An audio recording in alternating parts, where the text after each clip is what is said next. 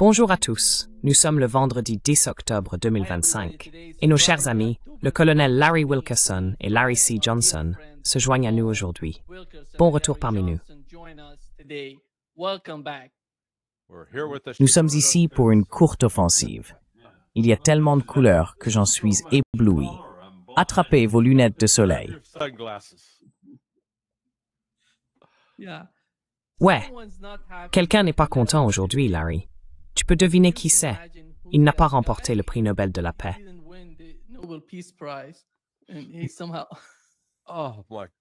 Oh mon Dieu, il a arrêté, c'était quoi? 15 guerres?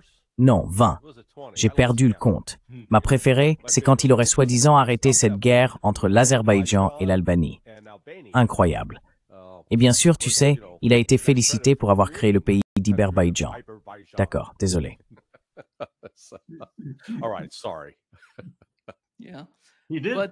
Oui, il a bien reçu une certaine compensation. Ils ont remis le prix à cette femme au Venezuela, qui est probablement l'une des figures d'opposition les plus redoutables, si l'on peut dire. Donc, ils lui ont accordé ce genre de, vous savez, reconnaissance. Et laissez-moi poser une question ici. Je vais commencer avec vous, Larry. Maria Corina Machado, comme on dit en espagnol, nous l'appelons Machado ici au Brésil.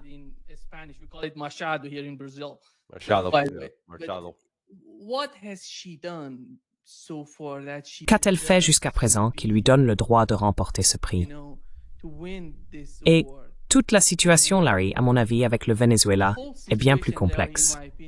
C'est bien plus, à mon avis, c'est lié à ce qui se passe entre les États-Unis, la Russie et la Chine. C'est totalement connecté à cela. Vas-y, je te laisse la parole.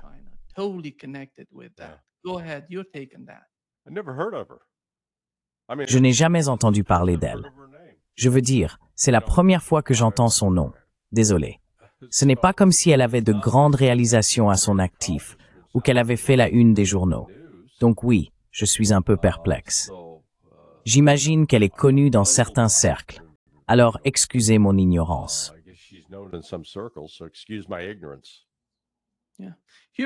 Voici ce qu'elle a dit, Carl, sur les médias israéliens. Maria Corina Machado, merci. Merci beaucoup pour cet entretien. Merci, et nous resterons en contact. Je promets qu'un jour, nous aurons une relation étroite entre le Venezuela et Israël. Je crois, et je peux l'annoncer, que notre gouvernement déplacera notre ambassade à Jérusalem. Cela fera partie de notre soutien à l'État d'Israël. Wow, si Dieu le veut. Merci beaucoup, merci. Voilà. Elle vient de vous dire qui elle était. Nima, j'avais entendu un peu parler d'elle lorsque j'ai fait des recherches pour comprendre pourquoi un président avait placé Juan Guaidó dans la tribune du Congrès et l'avait reconnu. J'essayais d'en savoir plus auprès de certains de mes amis colombiens que j'avais rencontrés à l'époque où nous mettions en œuvre les 750 millions de dollars du plan Colombie, à la fois dans le domaine militaire, et bien, ils ne sont plus dans les ministères maintenant. Mais je leur ai posé des questions, et il s'est avéré qu'ils n'en savaient pas beaucoup. Ce qu'ils savaient, c'est que Juan Guaidó avait le soutien d'environ 5% du peuple vénézuélien, contrairement à ce que nous disions.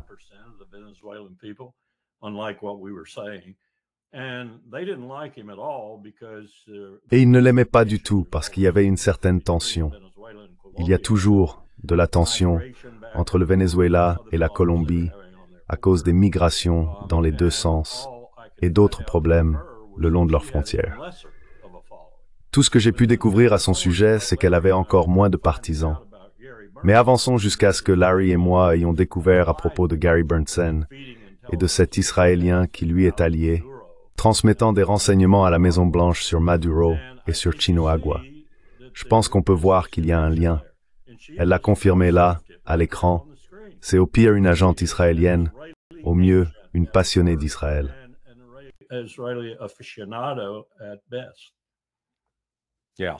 Ouais, tu es en sourdine, en sourdine.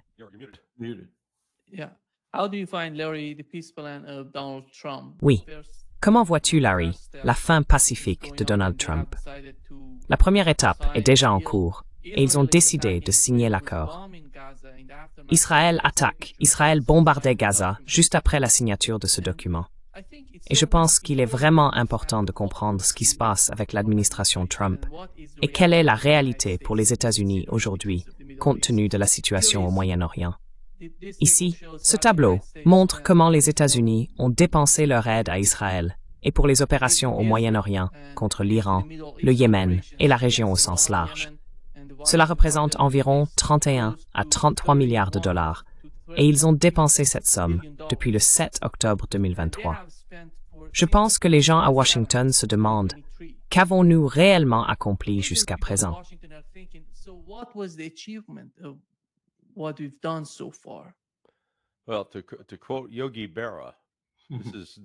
Eh bien, pour citer Yogi Berra, c'est du déjà-vu encore une fois. Vous savez, les gens oublient apparemment qu'il y avait un cessez-le-feu qui a commencé le 15 juin, 5 jours avant que Trump n'entre en fonction. Il s'en est attribué le mérite, et cela a duré jusqu'à environ la première semaine de mars. Pendant cette période, nous avons eu un échange d'otages, un échange de prisonniers. Tout le monde célébrait. Maintenant, la différence cette fois-ci, c'est qu'il y a beaucoup plus de soutien international. Plusieurs pays, arabes et musulmans, parlent de leur volonté d'envoyer des troupes à Gaza. Mais au final, tout cela n'est qu'une mise en scène politique.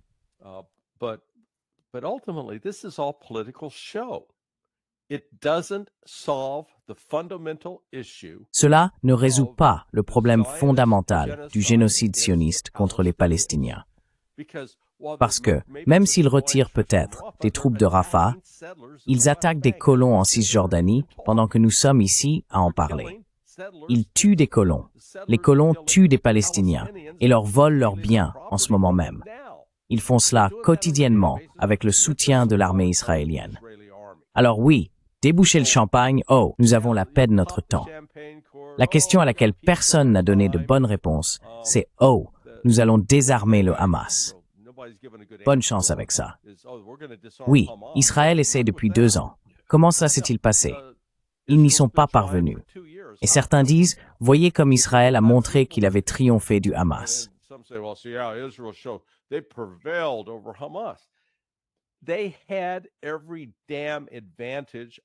Ils disposaient de tous les maudits avantages qu'une armée puisse avoir dans une situation de combat.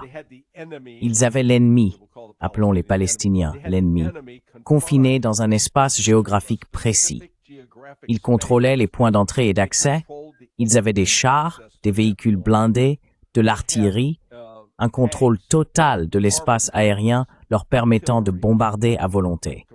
Ils pouvaient également utiliser des hélicoptères à voilure tournante, car ils n'avaient pas trop à se soucier des missiles solaires.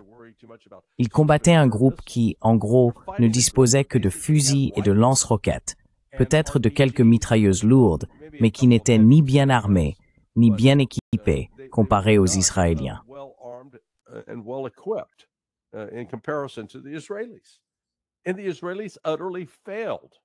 Et les Israéliens ont totalement échoué à les vaincre. Souvenez-vous, ils se retirent simplement. Les Israéliens se retirent maintenant de la ville de Gaza. Et ils ont lancé cette offensive il y a 4 semaines en disant « Nous allons anéantir le Hamas ». Cela ne s'est pas produit. C'est donc une forme de théâtre politique. Et les intentions de l'administration Trump ne sont certainement pas alignées sur celles du peuple palestinien. Et je dirais pas nécessairement alignées non plus sur ce que les Égyptiens avaient envisagé. Je veux dire, regardez, les Palestiniens sont toujours mis à l'écart. Et le reste du monde continue d'ignorer l'oppression sioniste du peuple palestinien. C'est là le problème. Cela n'a pas été résolu. Et ce n'est pas prêt de disparaître.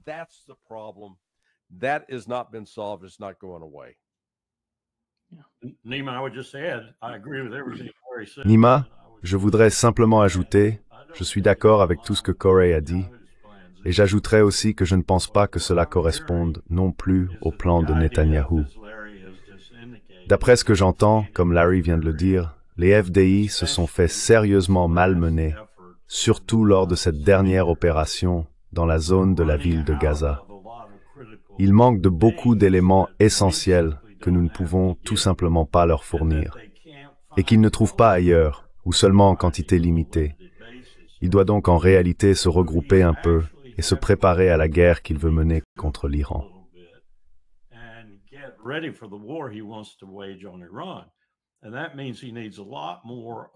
Et cela signifie qu'il a besoin de beaucoup plus du type de choses qu'il compte larguer sur l'Iran. Il a aussi besoin d'un répit. Donc cela ne correspond pas non plus au plan de Trump. Trump va se retrouver face à la violation de ce cessez-le-feu. Bibi n'a jamais respecté un cessez-le-feu bien longtemps, et il va devoir y faire face au moment où ils attaqueront l'Iran. Et que fera-t-il alors? Il n'aura pas le choix, compte tenu de ses déclarations précédentes et de son engagement envers Israël, que de s'engager à ses côtés. Et c'est exactement sur cela que compte Bibi Netanyahou. Tout cela deviendra caduc dès qu'il lancera cette attaque contre l'Iran.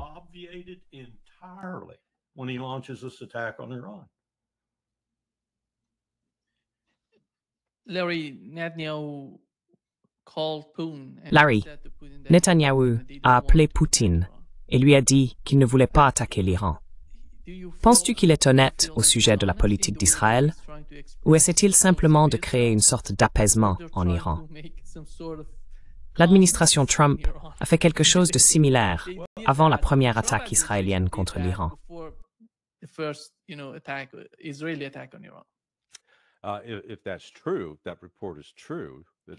Si ce rapport est vrai, c'est le signe que Netanyahou n'est pas complètement fou et qu'il garde peut-être encore un certain contact avec la réalité. Mais, vous savez, je fais partie d'un groupe de discussion où il y a plusieurs sionistes. Et l'un de ces types écrivait hier soir que l'Iran s'était effondré et que ce n'était pas l'œuvre d'Israël. Et j'ai dû lui répondre, « Tu ne sais même pas de quoi tu parles. » J'ai dit que c'était tout le contraire. L'Iran ne s'est pas effondré. L'Iran se reconstruit avec un soutien important de la Russie et de la Chine. Et au lieu d'une dissidence croissante en Iran, on observe une unité grandissante à la suite de ces attaques d'Israël et des États-Unis.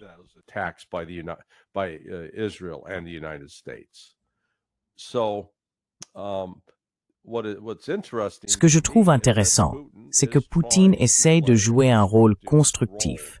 Non pas qu'il jouerait un rôle destructeur, mais il essaye de s'impliquer ici pour voir s'il peut empêcher que la situation ne s'enflamme.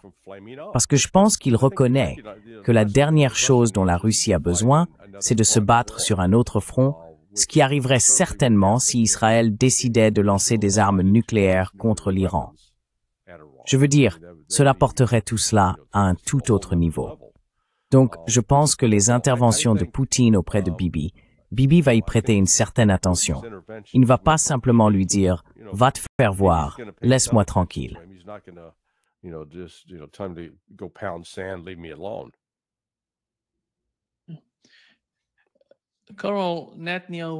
Carl, Netanyahou, je n'arrive tout simplement pas à imaginer Netanyahou ne pas attaquer un pays du Moyen-Orient. Je veux dire, à ton avis, Israël peut-il même survivre sans attaquer d'autres pays, compte tenu de la situation actuelle dans laquelle il se trouve? Je parle essentiellement de Netanyahou et de son gouvernement.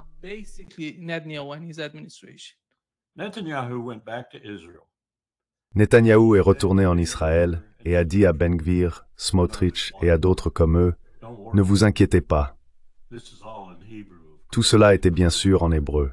« Ne vous inquiétez pas, je ne vais pas respecter cet accord. Quand nous serons en guerre avec l'Iran, tout sera complètement annulé. Les États-Unis seront avec nous et nous nous débarrasserons de notre dernier ennemi. Ensuite, nous pourrons faire ce que nous voulons avec ces fichus Palestiniens. » C'est ce qu'il leur a dit. Je peux presque vous dire que j'étais dans la pièce. Je ne l'étais pas, bien sûr. Mais c'est ce qu'il leur a dit pour que tout tienne encore un moment, jusqu'à ce que le véritable choc arrive.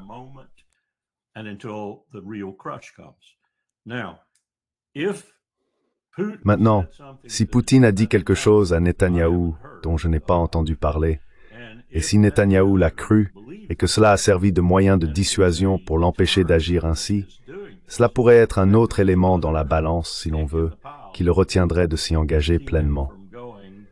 Mais je ne pense pas qu'il ait une autre façon de survivre. On peut voir le chemin stratégique qu'il pense mener à sa survie, c'est-à-dire faire la guerre à l'Iran, perdre cette guerre, ou simplement, vous savez, faire semblant de la mener. Je ne pense pas qu'il aura besoin de faire semblant. Et le fait d'impliquer les États-Unis change tout.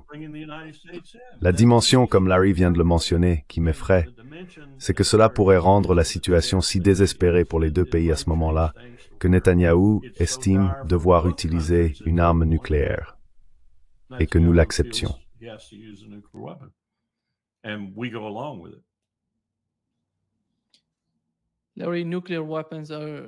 Larry, les armes nucléaires sont, à mon avis, l'une des pires choses qui pourraient arriver au Moyen-Orient. Tout s'y est déjà produit, la guerre, les atrocités, le génocide. Et la catastrophe ultime serait une bombe nucléaire dans la région. Considères-tu cela comme une possibilité?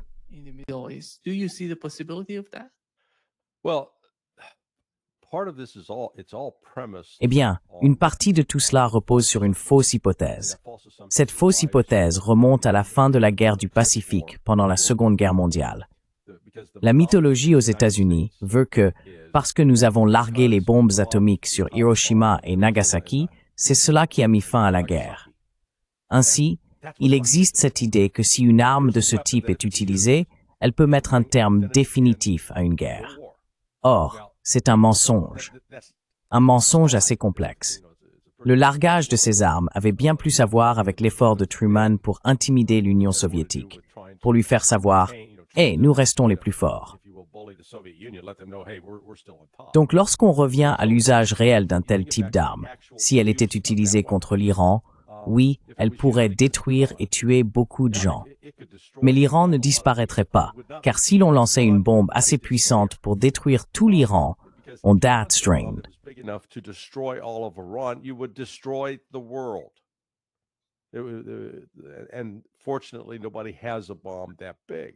Et heureusement, personne ne possède une bombe d'une telle puissance. Mais cela signifie que si l'Iran franchit, ou si Israël franchit cette ligne et bombarde l'Iran avec une arme nucléaire, la Russie et la Chine s'impliqueront d'une manière qui pourrait entraîner une escalade incontrôlable. On ne peut pas exclure ce que des pays comme le Pakistan feraient, car, vous savez, le Pakistan n'est pas nécessairement un allié de l'Iran, mais il verrait cela comme si Israël peut les bombarder, qui d'autre pourrait-il bombarder? En fait, je pense que cela déclencherait des efforts internationaux qui pourraient finir par détruire Israël. Mais encore une fois, lorsque les gens se laissent emporter par les émotions de la guerre et du meurtre, la logique passe parfois à la trappe.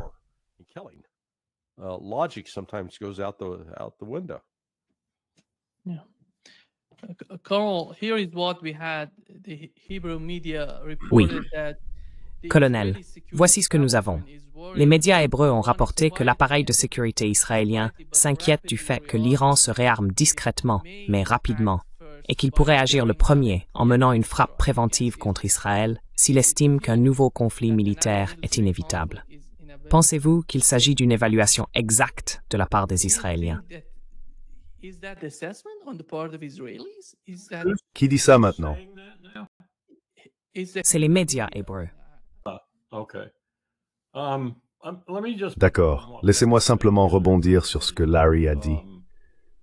Encore une fois, je suis d'accord avec lui.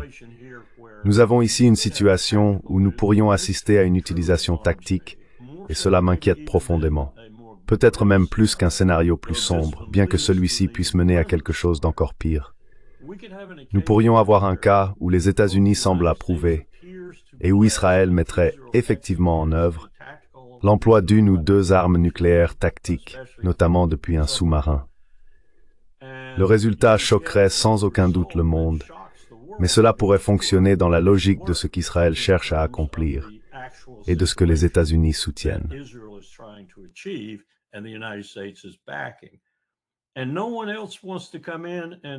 Et personne d'autre ne veut intervenir pour renforcer cela d'une manière ou d'une autre.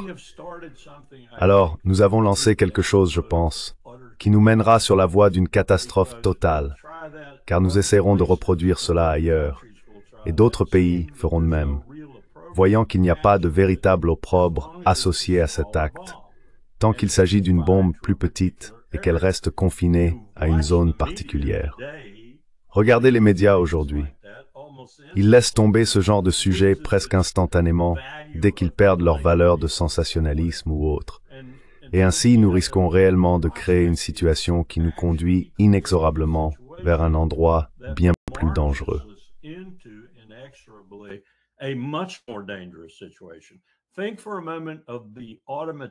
Pensez un instant à l'automaticité des plans de mobilisation de la Russie, de l'Allemagne, de la France et de la Grande-Bretagne dans les années et les mois qui ont précédé le déclenchement effectif de la Première Guerre mondiale, et à la manière dont cette automaticité a conduit, vous savez, à une guerre que personne n'avait vraiment envisagée, une guerre qui a causé des pertes humaines inégalées jusqu'alors. C'est le même type de mécanisme à l'œuvre, je crois. Et j'entends beaucoup trop de discussions dans nos propres cercles sur l'utilité supposée de l'emploi d'armes nucléaires à faible rendement, voire sur l'idée de les utiliser contre des pays qui ne possèdent pas d'armes nucléaires. C'est dangereux, extrêmement dangereux. Nous nous apprêtons à emprunter une voie que Netanyahou aura tracée pour nous, et c'est à mon sens une voie extrêmement périlleuse.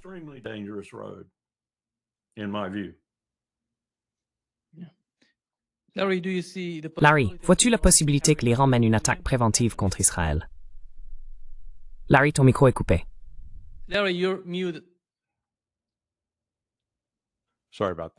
Désolé pour ça. Non, je ne vois pas l'Iran faire cela du tout. Premièrement, cela va à l'encontre des principes de leur foi islamique. Ce n'est pas dans leur nature. Oui, ils n'ont pas l'habitude de lancer des frappes préventives contre qui que ce soit. Ça, c'est Israël. En plus, je pense que si l'Iran devait faire ça, la seule façon dont il pourrait le faire serait avec la pleine autorisation de la Chine et de la Russie. Parce que s'il le faisait sans le soutien de la Chine et de la Russie, il s'aliénerait ces deux nations qui ont vraiment pris la défense de l'Iran. Donc oui, quiconque avance cet argument essaye simplement de trouver une nouvelle excuse pour lancer une attaque contre l'Iran. Exactement. Nous devons les attaquer parce qu'ils vont nous attaquer. Ça ressemble à de la propagande israélienne. Oui. Larry, as-tu vu ce tweet de Laura Loomer, l'une des influenceuses pro-israéliennes sur X? Elle relie l'affaire de Charlie Kirk à la Chine. Il est dit que la Chine est derrière certains groupes liés à l'enquête du FBI. N'est-ce pas étrange, Larry, l'affaire de Charlie Kirk? Avec le temps, on dirait qu'il y a tellement de choses. Pourquoi ont-ils besoin d'impliquer la Chine dans l'affaire de Charlie Kirk?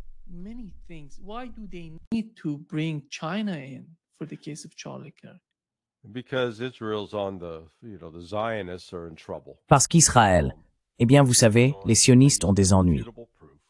Candace Owens a publié ce qu'elle a qualifié de preuves irréfutables, et cela a été confirmé par le porte-parole de Turning Point USA, que 2 jours avant d'être assassiné, tué, Charlie Kirk avait déclaré « Nous en avons fini avec le soutien à Israël ». Le mouvement Turning Point USA, les jeunes qui le rejoignent, en ont assez de cette prosternation continue devant le trône des sionistes.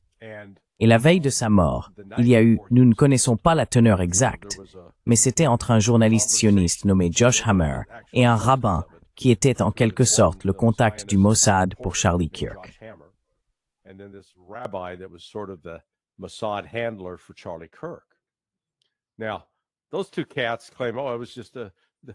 Alors, ces deux types prétendent « Oh, Charlie cherchait simplement nos conseils sur la manière de débattre, quels arguments soulever avec les étudiants pour défendre les sionistes. » C'est du grand n'importe quoi, d'accord? Parce que Charlie Kirk était tout à fait capable, à lui seul, de défendre certains points de vue. Ce qui est vraiment troublant, c'est que ce soir-là, vers 9 ou 10 heures, Josh Hammer a republié un tweet que Donald Trump avait publié plusieurs années auparavant, parlant de la nécessité d'une exécution publique. Et tiens donc, par pure coïncidence, le lendemain, Charlie Kirk est exécuté publiquement. Donc, cet effort de Loomer, Les sionistes sont hors de contrôle. Vous savez, ils ont dépassé les bornes. Je pense qu'un nombre croissant d'Américains en ont assez de ce petit pays désagréable qui dicte notre politique. Mais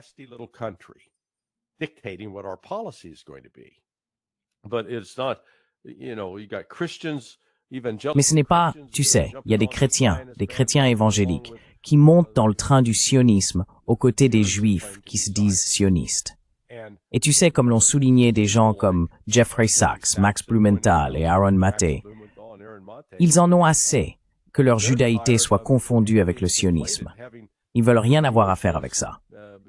Donc non, le fait qu'ils interviennent et que quelqu'un comme Loomer essaye d'y mêler la Chine, eh bien, si c'était pas aussi horrible, oui, ce serait risible.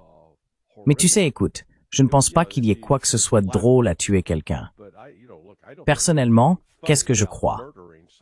Je crois que les sionistes étaient jusqu'au cou impliqués dans l'élimination de Charlie. Personnellement, oui, c'est ce que je crois.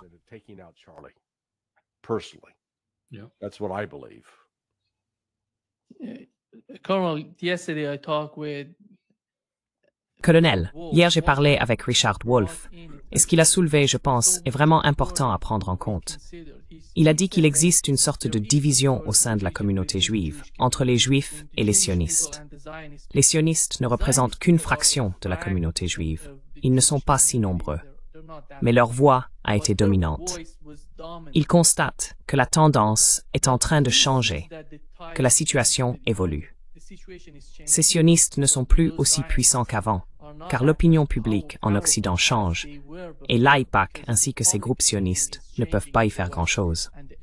En regardant ce qui s'est passé en Allemagne, selon un sondage, 3 électeurs sur 5 là-bas estiment que ce qui se passe à Gaza est un génocide.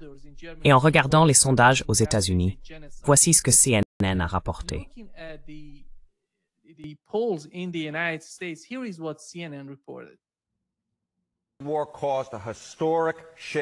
La guerre a provoqué un changement historique dans l'opinion publique sur la manière dont les Américains perçoivent le conflit au Moyen-Orient.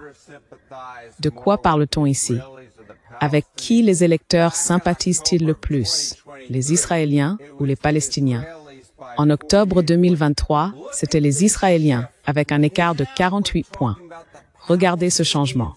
Désormais, on parle des Palestiniens avec un point d'avance. J'ai examiné tous les sondages que j'ai pu trouver depuis que cette question a été posée pour la première fois dans les années 1980. C'est la première fois que les Palestiniens ont une quelconque avance sur cette question particulière.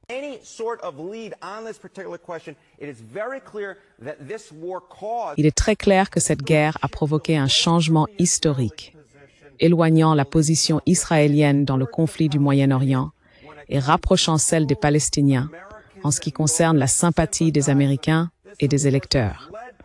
Cela a bien sûr été mené par les démocrates, car de quoi parlons-nous? Nous sommes passés de démocrates favorisant les Israéliens avec une avance de 26 points à favorisant les Palestiniens avec une avance de 46 points. C'est un changement, John, un calcul rapide dans ma tête de plus de 70 points de pourcentage. Globalement, c'est la première fois que davantage d'Américains sympathisent avec les Palestiniens qu'avec les Israéliens. Un véritable tournant historique. Tu es en sourdine maintenant. Tu es en sourdine. Je ne vois pas comment Israël peut ignorer la réalité de ce qui se passe. Et tout le monde observe ce qui se déroule. Non, ils ne vont pas le faire. Et cela pourrait être, je fouille juste dans mon sac ici, ça pourrait être un moyen de dissuasion, au final un moyen de dissuasion efficace pour empêcher Netanyahou d'étendre la guerre et d'entrer en guerre avec l'Iran. Je n'en suis pas convaincu, car Netanyahou a montré qu'il n'était pas dissuadé par ce genre de choses. Permettez-moi d'abord de présenter mes excuses à vos auditeurs. Je me suis trompé sur le nom de famille de Candace. Je l'ai appelée Young. Je connaissais autrefois une fille qui s'appelait Candy Young. Et j'ai aussi dit Talking Points. Je crois que c'est Turning Points. Oui, je n'arrive même plus à suivre mon propre langage. Donc je présente mes excuses à vos auditeurs pour cela. Mais je pense que Candace a causé des dommages irréparables à Israël. Oui, elle l'a fait. Et le cercle qui l'entoure, vous savez, de Megyn Kelly jusqu'à, eh bien, quiconque d'autre s'exprime, Marjorie Taylor Greene. Speaking out, Marjorie Taylor Greene and others. I watched Johnson try to put Marjorie Taylor Greene. J'ai regardé Johnson essayer de remettre Marjorie Taylor Greene à sa place à propos de l'imbroglio budgétaire. Il ne s'en est pas très bien sorti. Ce type mielleux, vous savez, ce sacré filou qui est notre président de la Chambre. Mais ils sont en colère contre ces gens du Parti républicain, mon parti, parce qu'ils commencent à voir clair dans leur jeu. Et les jeunes en particulier restent fidèles à eux-mêmes, comme Larry l'a dit, et comme cet homme vient de le montrer à travers les sondages. Et laissez-moi vous dire autre chose qui se passe. Je suis revenu sur certaines conversations que j'ai eues avec 2 rabbins à New York. L'un dirige une congrégation réformée, et l'autre est plus ou moins une congrégation orthodoxe. Au moment où je leur parlais à tous les deux, j'ai perçu une véritable scission au sein des congrégations, à mesure que je parlais et que je recevais des questions. Le rabbin réformé était très préoccupé par la direction que prenait Israël.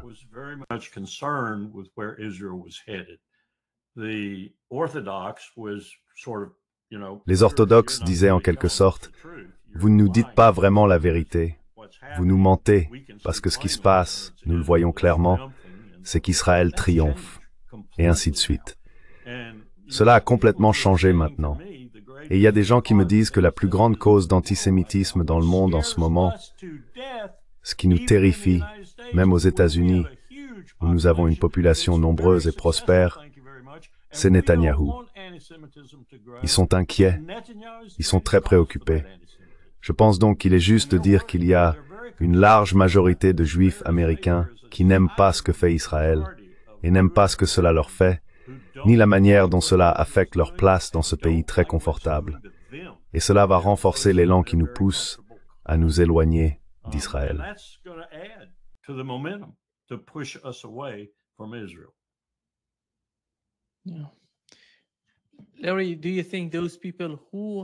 Larry, penses-tu que les personnes qui ont quitté Israël pendant le conflit au Moyen-Orient pourraient d'une manière ou d'une autre influencer l'opinion publique?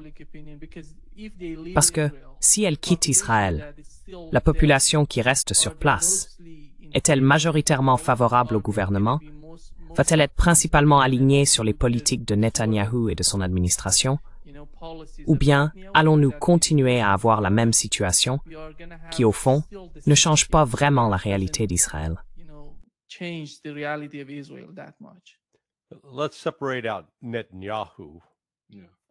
Séparons Netanyahou de l'opinion publique concernant les Palestiniens. Netanyahou est, je pense, une figure assez impopulaire en général. Mais la majorité, l'immense majorité des Israéliens qui restent dans le pays sont des sionistes fervents et ne veulent pas coexister avec les Palestiniens. Ils ne croient pas en un État palestinien. Ils veulent exterminer les Palestiniens. Cela ne les dérange pas. Ils pensent, c'est bien, débarrassons-nous d'eux. Donc, vous savez, c'est pour cela que je dis, en revenant à ce dont nous parlions au début, à propos du plan de paix, qu'arrêter les combats à Gaza va simplement mettre fin temporairement à la famine du peuple palestinien qui s'y trouve, au meurtre de femmes et d'enfants. Je pense que ce ne sera qu'une accalmie temporaire.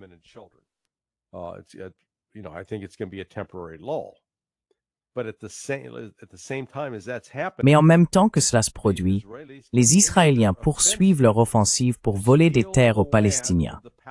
Ce sont leurs terres. Ils les attaquent, détruisent leurs oliveraies, et le reste du monde reste les bras croisés, sans rien dire. Alors, Israël va continuer à faire cela jusqu'à ce qu'à un moment donné, ce groupe de Palestiniens se soulève et commence à attaquer. Et là, on entendra encore, « Oh, voyez, le Hamas, ce ne sont que des terroristes. » Vous savez, quand des gens se battent pour défendre leurs terres, c'est quelque chose dont, historiquement, nous, Américains, étions très fiers, tant que ce n'était pas nous qui volions des terres aux Indiens. Mais quand les Amérindiens se sont défendus, ah, là, c'était mal. Donc, vous savez, tout dépend toujours du point de vue de celui qui regarde.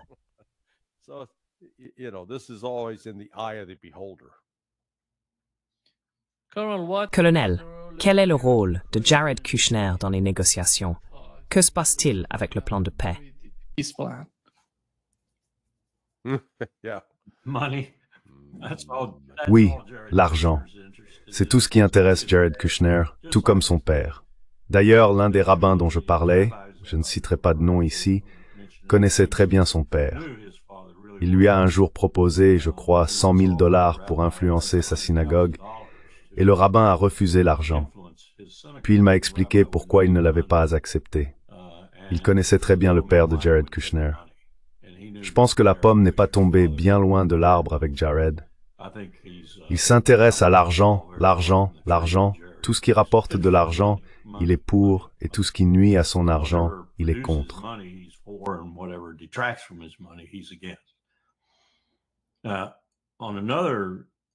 Maintenant, sous un autre angle que Larry m'a en quelque sorte suggéré lorsqu'il répondait à votre question, je pense que nous voyons probablement 1,5 million de citoyens juifs de l'État d'Israël qui sont partis. Or, c'étaient les personnes qui avaient de l'argent. C'étaient celles qui, pourrait-on dire, formaient les hautes sphères de la citoyenneté israélienne, laquelle est largement inférieure, je pourrais presque dire immensément. C'est un si petit endroit, aux autres personnes vivant aujourd'hui en Israël, les autres 7 millions et demi qui sont palestiniens arabes, palestiniens chrétiens, ou un autre type d'Israéliens non juifs. Donc vous avez cette majorité qui se forme, mais elle est intimidée. Elle est intimidée.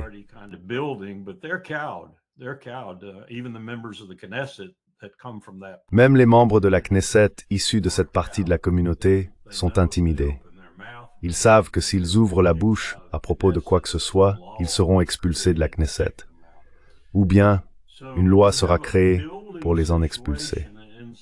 Il y a donc actuellement, au sein même d'Israël, une situation croissante qui montre qu'il y a de moins en moins de Juifs qui sont, disons, peut-être quelque peu sympathisants de la cause palestinienne, ou du moins, d'un point de vue humanitaire, n'aiment pas ce qui se passe, et c'est en partie la raison pour laquelle ils sont partis. Et puis il y a ceux qui sont partis simplement parce qu'ils ne se sentaient pas en sécurité. Et cela va s'accentuer, je pense, tant que la situation perdurera. Et comme je l'ai dit, je ne pense pas que cela va s'arrêter.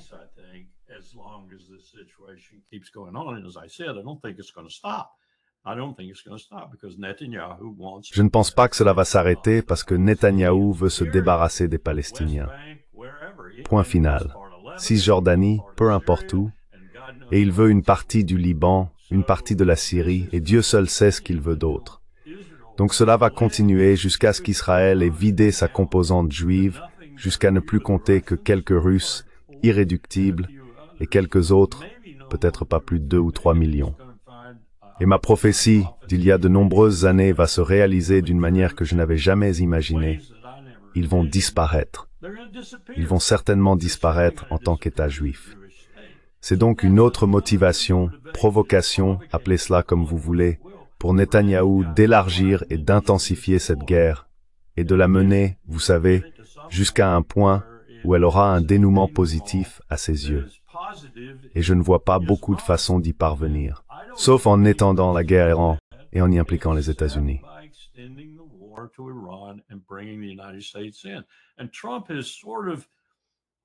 Et Trump a en quelque sorte mis le holà à ce sujet d'une manière un peu étrange l'autre jour, lorsqu'il a suggéré que des troupes américaines allaient être impliquées. Il n'a pas seulement remercié l'armée pour sa participation aux discussions, pour ainsi dire, ce que j'ai interprété comme une tentative de regagner un peu de terrain auprès des militaires, terrain qu'il avait perdu à Quantico, et pas qu'un peu, mais je pense qu'il y a un volet militaire américain dans cet accord. C'est encore limité pour l'instant, d'après ce que j'entends, mais c'est bel et bien présent. Qu'est-ce que ça veut dire, bon sang? Qu'on va déployer des troupes au sol en Israël, à Gaza ou ailleurs? Est-ce simplement pour s'assurer que Netanyahou respecte le cessez-le-feu, ou est-ce quelque chose de plus sournois? Je n'en sais rien. Mais on dirait que de nouveaux éléments vont s'y ajouter dans les 30 à 45 prochains jours. Pourtant, je pense toujours que nous allons entrer en guerre avec l'Iran.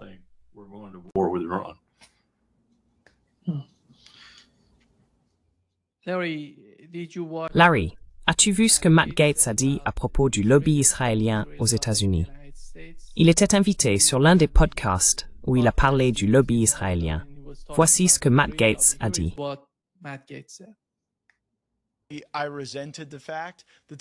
Je ressentais une certaine rancune face au manque total d'appréciation pour la nuance. Par exemple, si tu posais la moindre question sur une décision du gouvernement israélien concernant les colonies, Gaza, peu importe, on te considérait comme quelqu'un qui s'écartait du discours officiel. Et ça, dans n'importe quel domaine politique, ça me mettait mal à l'aise. Puis j'ai vu comment fonctionnait l'AIPAC, et c'était étrange pour un avocat de province comme moi. Je me souviens de ma première réception de l'AIPAC. Ton collecteur de fonds te dit que tu dois y aller, ton chef de cabinet te dit que tu dois y aller, ton président de commission te dit que tu dois y aller.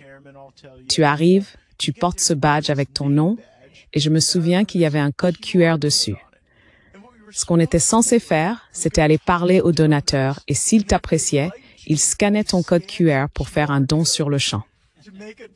Tu imagines à quel point c'est démoralisant qu'on te dise que ton travail, pendant plusieurs heures, c'est d'aller bavarder avec des gens en espérant qu'ils te scannent comme une boîte de soupe tomate en sortant de la réunion.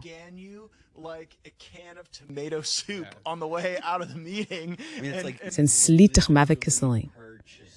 D'accord. J'avais pas entendu ça, mais bon, je ne suis pas surpris.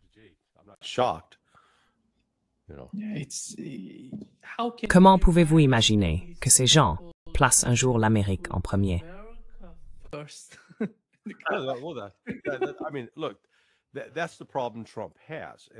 Je veux dire, écoutez, c'est là que réside le problème de Trump.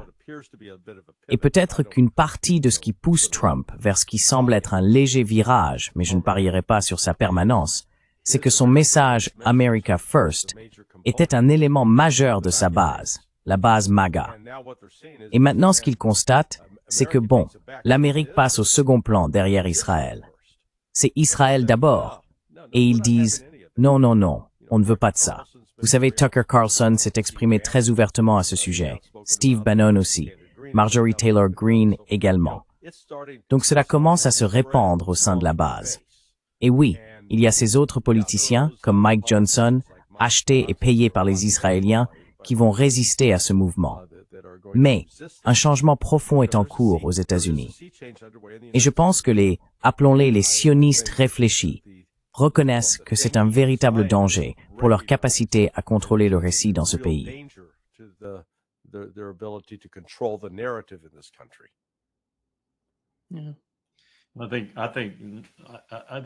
Je pense que c'est tout à fait vrai. J'ai découvert quelque chose l'autre jour, un peu par hasard. J'ai participé à une interview sur On Point Boston. Ça faisait très très longtemps que je n'étais pas passé dans On Point Boston. J'ai reçu quelques courriels et même quelques appels téléphoniques par la suite. Ce n'est qu'anecdotique, mais je pense que c'est un reflet fidèle d'une situation générale. J'ai constaté que le public de NPR ne sait pas de quoi nous parlons tout le temps dans ces podcasts, que ce soit avec le juge Napolitano, DialogueWorks, Danny iPhone ou autres.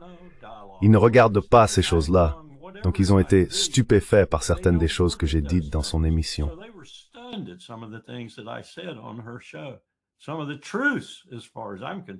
Certaines vérités en ce qui me concerne, je les ai révélées dans son émission. Donc cela se produit maintenant aussi. Je pense que nous assistons à une sorte de pollinisation croisée entre ce qui est fondamentalement un public démocrate, Trump a raison à ce sujet, NPR, et un public plus éclectique, issu des médias alternatifs comme le vôtre. Et cela s'alimente mutuellement. Vous savez, ça va et ça vient, ça se croise.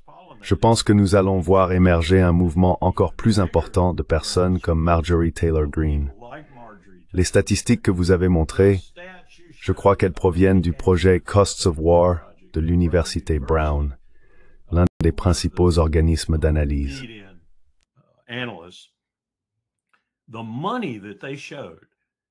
L'argent qu'ils ont montré que nous avons dépensé au Yémen pour l'attaque contre l'Iran et pour Israël est désormais connu des contribuables américains. Oui, et ils commencent à comprendre ce que nous faisons.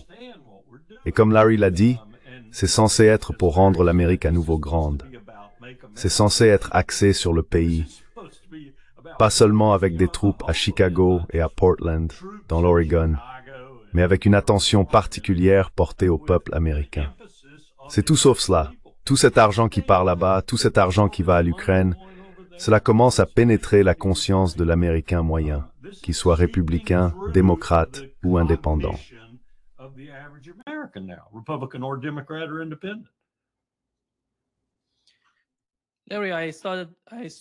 Larry, j'ai commencé ce podcast en te demandant si ce qui se passe au Venezuela est lié au conflit en Ukraine. À mon avis, il y a de nombreuses raisons pour lesquelles cette question mérite d'être examinée. Voici ce que Scott Bessent a dit à propos du conflit avec la Russie.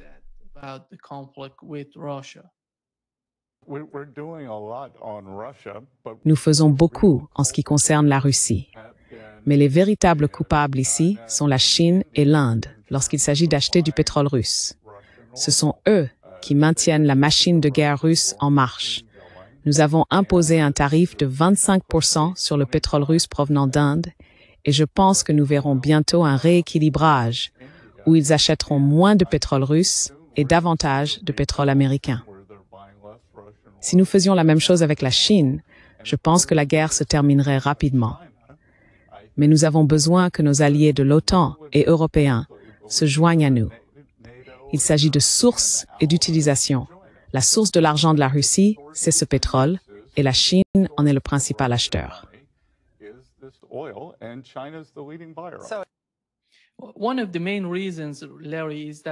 L'une des principales raisons, Larry, c'est que le pétrole américain n'est pas abordable pour ces pays. Comment peuvent-ils le remplacer? Comment peuvent-ils le rendre abordable? Il pourrait venir du Venezuela. Il pourrait aller du Venezuela vers l'Europe, l'Inde ou la Chine.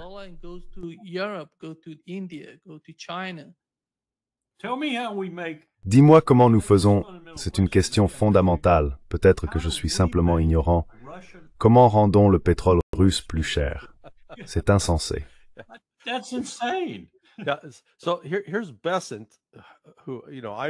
Alors voilà Besson, et je connais en fait quelqu'un qui est ami avec lui. Elle a toujours dit « Oh, c'est un type vraiment intelligent ». C'était l'un des plus grands exemples de stupidité que j'ai jamais vu. Premièrement, si tu réduis l'offre de pétrole en provenance de Russie, tu réduis l'offre mondiale. Même dans un cours d'économie de base, on t'apprend que si tu réduis l'offre de quelque chose, le prix augmente, pas l'inverse. Deuxièmement, l'Inde paie le pétrole russe en yuan chinois. Il n'utilise pas de dollars américains. Besson, réveille-toi bon sang. Ce n'est pas seulement à propos de ça, sans parler du fait qu'il se trompe complètement sur l'importance des exportations de pétrole russe pour leur économie.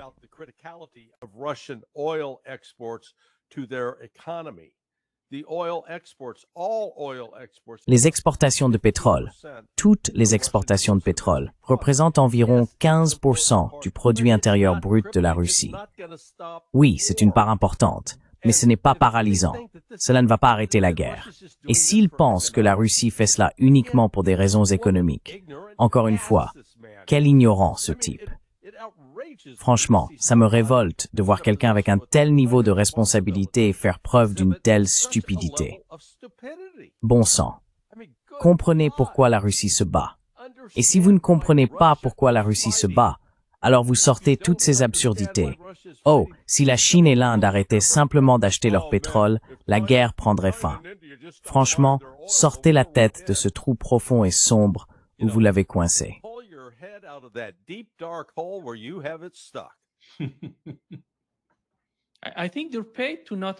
Je pense qu'ils sont payés pour ne pas comprendre la position de la Russie. Quelle autre raison pourrait-il y avoir? Ils connaissent la position de la Russie, mais ils s'en moquent complètement.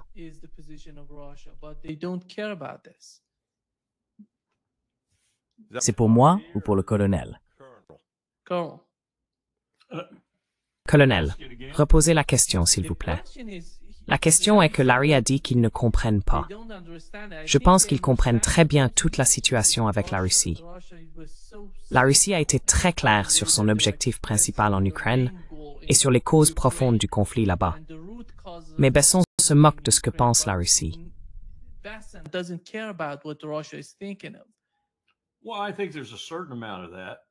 Eh bien, je pense qu'il y a une certaine part de vérité là-dedans. Mais je pense aussi que la propagande a été si forte, et c'est bien de la propagande, qu'elle a été très efficace en ce qui concerne la Russie, si bien qu'ils ne comprennent pas la réalité de la situation. Ils ne comprennent pas que Poutine ne s'intéresse qu'à une seule chose, et une seule en ce qui concerne l'Ukraine, sa propre sécurité, et que l'Ukraine et l'OTAN menacent cette sécurité. Bingo. Je lance l'opération militaire spéciale pour éliminer cette menace. Ils ne comprennent pas la simplicité de cela, parce qu'ils se sont tellement enfoncés dans la duplicité, consistant à faire croire le contraire, qu'ils finissent par croire à leurs propres absurdités. Et Kellogg en est l'exemple parfait. Exemple parfait. On ne pourrait pas trouver à Hollywood un acteur mieux taillé pour ce rôle.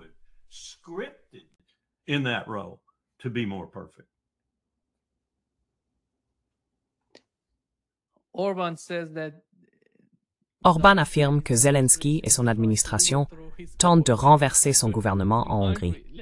Zelensky est devenu si puissant qu'ils peuvent s'opposer à Orbán et à son administration là-bas. Est-ce vraiment Zelensky ou est-ce le MI6? C'est le gouvernement britannique qui fait cela.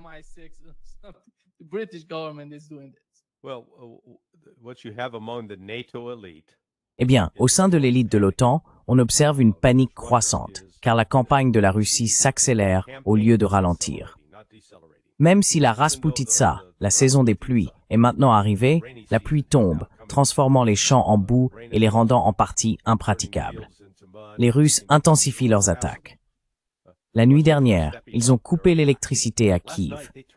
Je veux dire, tout le côté gauche de Kiev a été plongé dans le noir. Ils ont également frappé Kremenchuk et Zaporizhia. L'un avait une centrale thermique, l'autre une centrale hydroélectrique.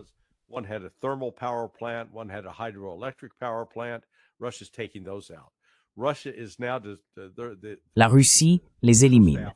La Russie, maintenant, l'état-major, je suppose, a donné des ordres, va couper toutes les lumières, tout le courant en Ukraine. Et il n'y a absolument rien que l'Ukraine ou l'OTAN puissent faire pour empêcher cela. Voilà le premier point. La capacité de Zelensky à, vous savez, maintenir l'argent qui afflue vers l'Ukraine, cela aussi, c'est terminé. Donc c'est la panique. Et quand il dit des choses comme ça, et qu'il s'agite et se débatte comme une personne en train de se noyer dans l'océan glacé, eh bien, voilà ce que ça donne, ce genre de discours.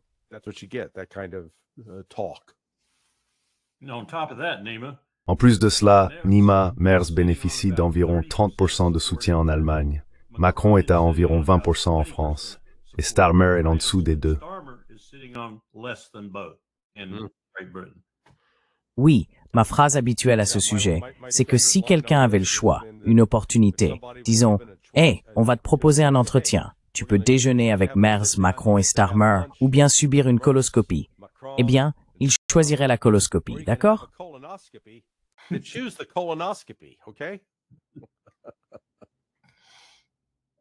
Aujourd'hui, je vais avoir une discussion avec vous. Nima ne rit pas, parce qu'il n'a pas encore passé de coloscopie.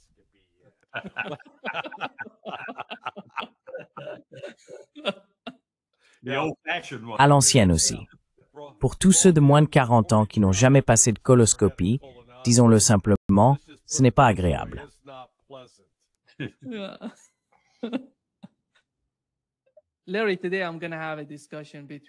Larry, aujourd'hui, je vais avoir une discussion entre Scott Ritter et John Helmer à propos des dernières rumeurs selon lesquelles Vladimir Poutine ne serait pas très ferme dans son langage envers l'Occident. Ses avertissements à l'Occident dans le cadre du conflit en Ukraine.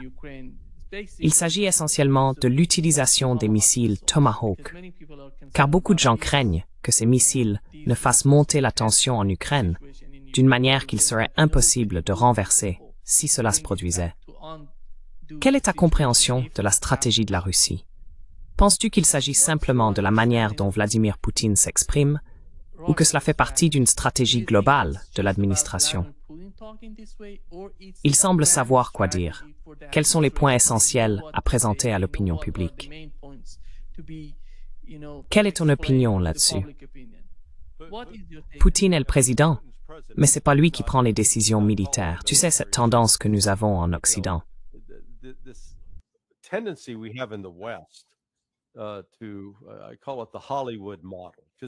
J'appelle cela le modèle hollywoodien.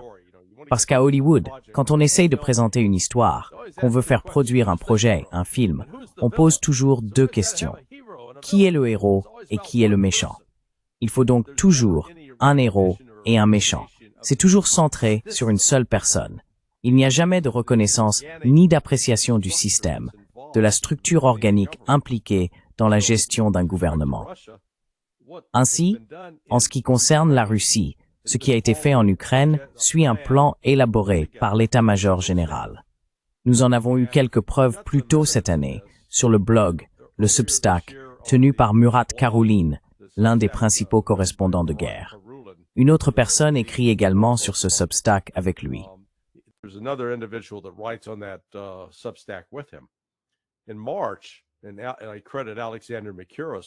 En mars, et je rends hommage à Alexander Mercouris pour l'avoir souligné dans The Duran, cette personne écrivant sur le Substack de Murat a exposé ce que la Russie allait faire au cours des 6 mois suivants. Et comme par hasard, 6 mois plus tard, nous y voilà. Et c'est exactement ce que ce type avait décrit. Cela montre qu'il s'agit d'un plan élaboré par l'état-major général. Le rôle principal de Poutine est de gérer les relations avec les autres pays, pas d'entraîner la Russie dans une guerre ouverte, si cela peut être évité. Mais comme dans le cas de l'Ukraine, la Russie n'avait pas le choix à cause des actions de l'OTAN envers l'Ukraine. Donc cette idée selon laquelle, vous savez, oh, Poutine est en difficulté parce qu'il n'est pas assez dur en public ou pas assez hostile envers les États-Unis, ce n'est tout simplement pas comme ça que ça fonctionne.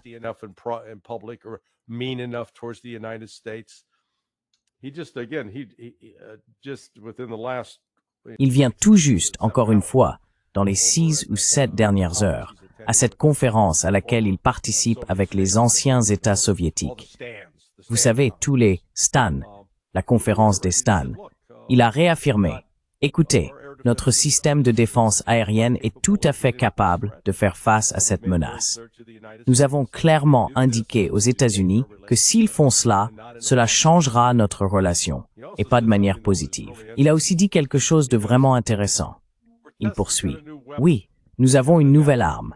Nous ne l'avons pas encore annoncée. Elle est encore en phase de test, mais elle fonctionne. Et là, je me dis, waouh, parle-t-on d'une sorte d'arme à énergie dirigée, peut-être?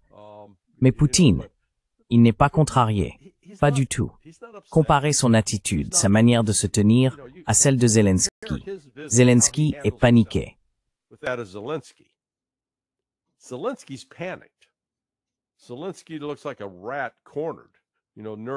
Zelensky ressemble à un rat acculé, nerveux et agité. Poutine, lui, est resté plutôt détendu. Donc cette idée selon laquelle, vous savez, ils en ont pas assez de Medvedev comme exemple. C'est tout simplement absurde. Je pense que Poutine agit de manière responsable, comme un dirigeant devrait le faire, mais ce n'est pas un dictateur. Ce n'est pas quelqu'un qui a besoin d'un culte de la personnalité autour de lui. C'est un système très collégial. Vous savez, quand il nomme Belousov ministre de la Défense, allez, fais avancer les choses et remets de l'ordre. Il s'en remet à Gerasimov pour les affaires militaires. Et retenez bien ce que je dis. Ils ont clairement indiqué qu'ils allaient prendre Odessa, qu'ils allaient prendre la Transnistrie et qu'ils finiraient par contrôler toutes les terres à l'est du Dniepr. Et cela d'ici la fin de l'année prochaine. Oh,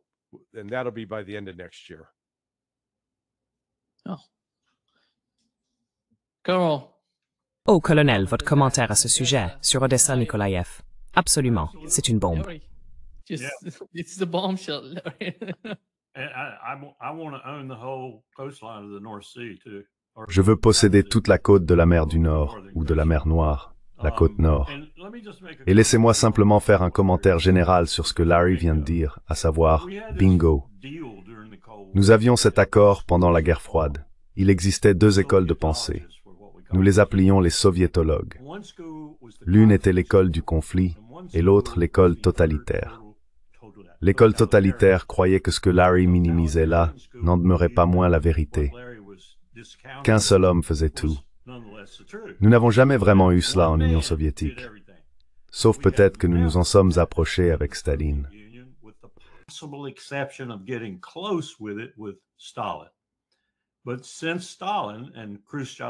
Mais depuis Staline et le discours secret de Khrouchtchev, même à cette époque, ce n'était pas un gouvernement totalement totalitaire. Il fallait composer avec plusieurs personnes, voire beaucoup de personnes. Et c'est très similaire en Russie aujourd'hui. Nous avons cette conception des autocraties, ou des gouvernements de type autocratique, Xi Jinping en est un bon exemple, voire Modi, comme étant centrés sur le type Clint Eastwood, vous savez, le héros, ou dans notre cas, le personnage infâme qui dirige tout. C'est des foutaises absolues. Et quand on interprète un processus de prise de décision selon ce modèle, on se trompe le plus souvent.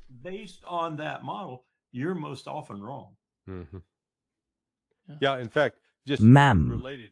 Oui, en fait, à ce sujet, j'encourage les gens à regarder ton entretien avec Pepe. J'ai fait une interview avec lui qui est publiée sur Countercurrents. Ce qui est pertinent, c'est que lorsqu'il a traversé la Chine le long de la route de la soie d'est en ouest, environ 5000 kilomètres. Larry, tu parles de ta chaîne YouTube. Eh bien, je parle de ma chaîne YouTube, mais je parle aussi de ta chaîne. Oui, Countercurrents est ma chaîne YouTube. Vas-y. Ce qu'il a rapporté, c'est la richesse de la Chine, la modernité de la Chine, le fait que la prospérité s'est répandue. Elle n'est pas concentrée entre les mains d'un petit groupe de communistes. Ces communistes ont amélioré la vie du peuple chinois à travers tout le pays, sur l'immense étendue de ce territoire. Et pour la première fois dans l'histoire de la Chine. Oui. Donc pour revenir à la Russie, même avec Staline, tu sais, quand on se battait pour Stalingrad, il écoutait Zhukov. En fait, une partie de l'état-major à cette époque n'était pas d'accord avec lui. Et ce n'était pas le genre de dictateur qui décidait de tout. Il a fini par s'en remettre, intelligemment, aux militaires. Il avait presque coulé l'Union soviétique en tuant et en emprisonnant un certain nombre de généraux pendant les purges de 1938.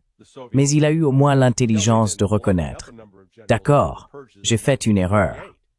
Et il a rappelé certains de ces mêmes généraux. Ils se sont distingués dans leurs fonctions en défendant la patrie.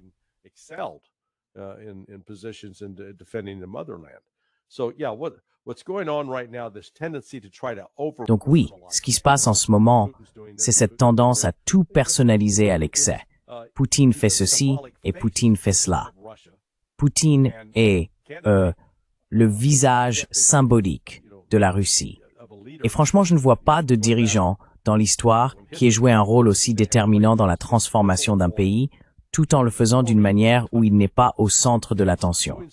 Ce n'était pas un projet d'ego pour Poutine, car ce que nous avons vu, c'est que Poutine a vraiment fait de tout cela une question d'amélioration de la vie du peuple russe. Donc, c'est juste en Occident, nous sommes des idiots. Je veux dire, admettons-le.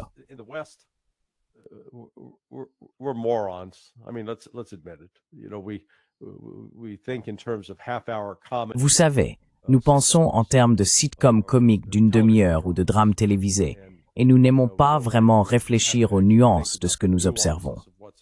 Ainsi, même aujourd'hui, Poutine déclare qu'il a dit certaines choses positives à propos de Trump. C'est en fait un contraste assez marqué avec ce que le vice-ministre des Affaires étrangères, Sergei Ryabkov, disait lundi dans un discours à la Douma, où il se montrait très critique, affirmant « nous ne faisons aucun progrès depuis l'Alaska en ce qui concerne l'amélioration des relations diplomatiques. » Donc, Poutine essaie encore de garder la porte ouverte, pas de la claquer, mais il reste déterminé à défendre les droits de la Russie.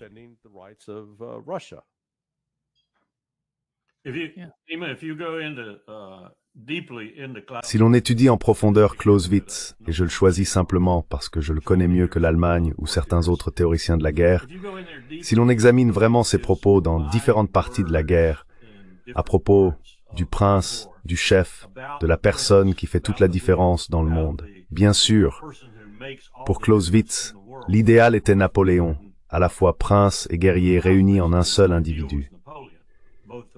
Ainsi, il n'est pas nécessaire de communiquer, ce qui pose parfois problème, entre le dirigeant politique et le chef militaire. Ce qu'il décrit en termes de personnalité, de compétences et de génie, et ainsi de suite, se trouve aujourd'hui incarné en Poutine. La manière dont le prince doit agir et la manière dont l'armée sous ce prince doit agir. Et cela doit être une chose terrible à réaliser, même intuitivement, à comprendre d'un éclair. Quand on est Donald Trump ou tout autre dirigeant sur la scène mondiale aujourd'hui, car il leur est supérieur à tous.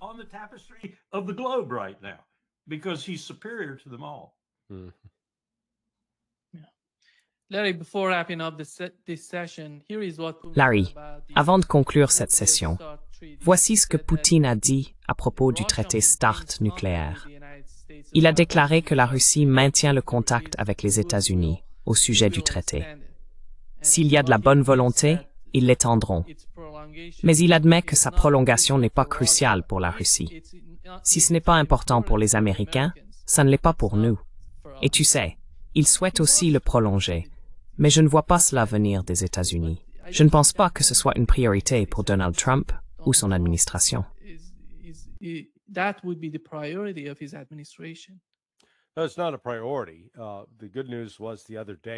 Non, ce n'est pas une priorité. La bonne nouvelle, c'est que l'autre jour, lorsque le sujet a été abordé, Caroline Leavitt a réagi positivement. Trump, vous savez, a lui aussi réagi plutôt positivement. Mais il est indéniable que Trump s'est retiré du traité sur les forces nucléaires à portée intermédiaire en quoi? 2018 ou 2019. Et, vous savez, cela a ouvert la voie au déploiement par la Russie du missile avant-garde, entre autres choses. La réalité que les États-Unis ne parviennent pas à saisir, c'est que nous sommes très en retard sur la Russie, sur des fronts militaires essentiels. Nous sommes en retard en ce qui concerne le programme spatial, cela ne fait aucun doute. Nous sommes très en retard, de plusieurs générations. Pour citer Andrei Martyanov, avec les missiles avant-garde, avec les missiles hypersoniques, l'avant-garde n'en étant qu'un exemple. Les États-Unis ne disposent d'aucun missile hypersonique déployé et opérationnel. Pas un seul.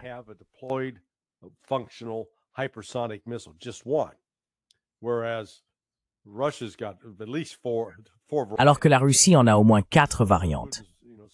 Et quoi que Poutine dise qu'ils sont en train de développer maintenant, ils sont prêts à l'annoncer.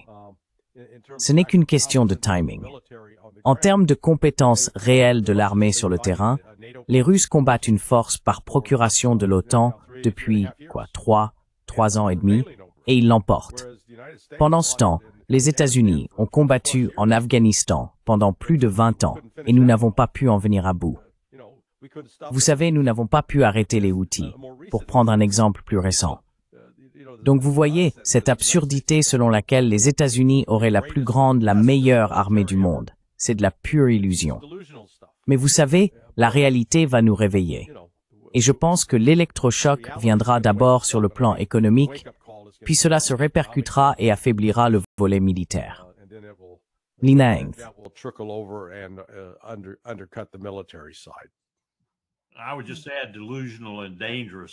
J'ajouterais simplement délirant et dangereux. Oui. Si vous avez vu le reportage d'hier soir et de ce matin sur les nouveaux champs solaires au Tibet que les Chinois ont construits en altitude, où ils sont 10 fois plus efficaces, et les installations qu'ils ont là-bas, et si vous savez un peu ce que la Chine fait en matière de crise climatique et d'énergie régénérative et sûre, ils sont tellement en avance sur nous que c'en est pitoyable.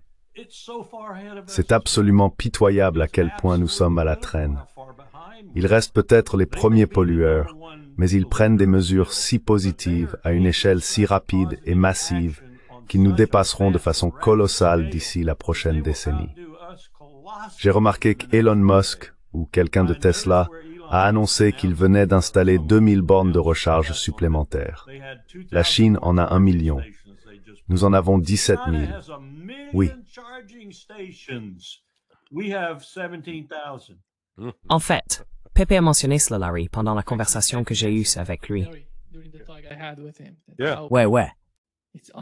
C'est incroyable de voir à quel point la Chine se développe tout en ignorant toutes ces guerres sans fin dont nous ne cessons de parler. Ces guerres sans fin, jour après jour. Et comme Larry le disait, le citoyen chinois moyen peut désormais prendre un train à grande vitesse, magnifiquement équipé et confortable, et se rendre où il veut en Chine, puis revenir dans un délai raisonnable. C'est un pays incroyablement prospère.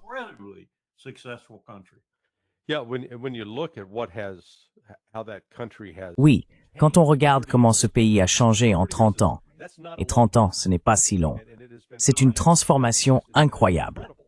Pendant ce temps, nous restons ici aux États-Unis, convaincus d'être les meilleurs, alors que nos infrastructures s'effondrent. Notre tissu politique se déchire et les fondations mêmes de notre société, notamment en matière d'éducation, s'érodent. Ce que je trouve intéressant, et cela ouvre tout un autre sujet qui pourrait nous emmener dans une direction différente, c'est que nous avons toujours insisté, en Occident, sur le fait que la religion est très importante pour le développement de la société. Eh bien, cela n'explique pas la Chine. Vous savez, la Chine n'avait pas de religion centrale.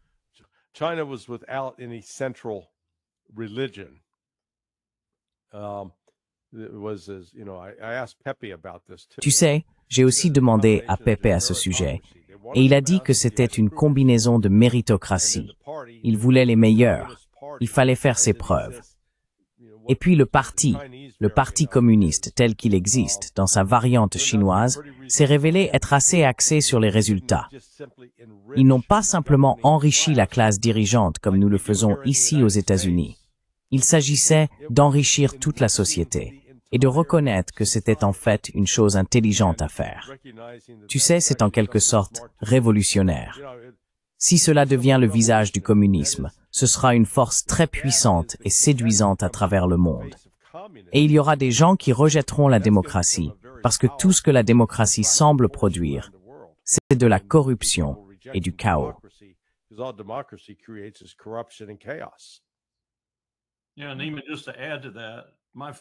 Oui, et pour ajouter à cela, mon premier voyage a eu lieu en 1984, le deuxième en 2001, et le troisième en 2009. Les changements entre 1984 et 2001 étaient stupéfiants, mais ceux entre 2001 et 2009 étaient incroyables. Et j'imagine que si j'y retournais aujourd'hui, parce que j'essaye de me tenir informé sur des endroits comme Shanghai et d'autres en lisant à leur sujet, c'est une société incroyablement prospère, probablement la plus réussie au monde. Il y a certaines évolutions là-bas qui sont peut-être un peu inquiétantes, notamment en ce qui concerne l'utilisation de l'IA et de la reconnaissance faciale. Vous savez, ils savent qui vous êtes dès que vous respirez près d'eux. Des choses de ce genre.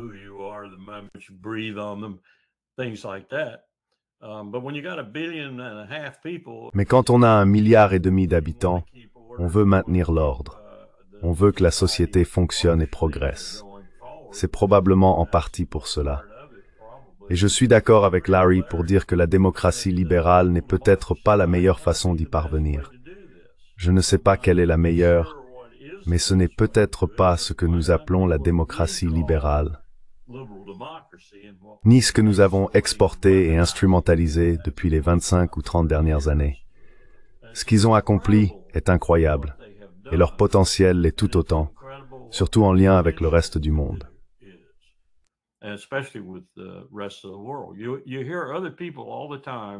On entend souvent dire que l'initiative des nouvelles routes de la soie est vraiment entachée, parce qu'elle mène dans les pays où elle opère des actions qui profitent à la Chine, pas aux pays hôtes. Ce n'est pas ce que je vois ni ce que j'entends. Il y a certes quelques problèmes, oui, mais ce qui se passe dans ces régions, quand on traverse l'Asie centrale, Samarcande, Dushanbe, Tachkent, on peut en constater les effets. Et cette idée qu'a Erdogan, selon laquelle il va inverser la tendance et faire circuler les choses dans l'autre sens. Bonne chance, Monsieur Erdogan, car vous allez vous heurter à un mastodonte lancé droit sur vous. Oui, exactement. Merci beaucoup, Colonel et Larry, d'avoir été avec nous aujourd'hui. Un grand plaisir, comme toujours. C'était encore mieux avec la superbe chemise du colonel Wilkerson. Yeah, Oui, exactly. exactement. Il remporte le prix de la chemise aujourd'hui, je crois. Oui, il gagne. Très bien, messieurs. À plus tard. À bientôt. Take care. D'accord, prends soin de toi.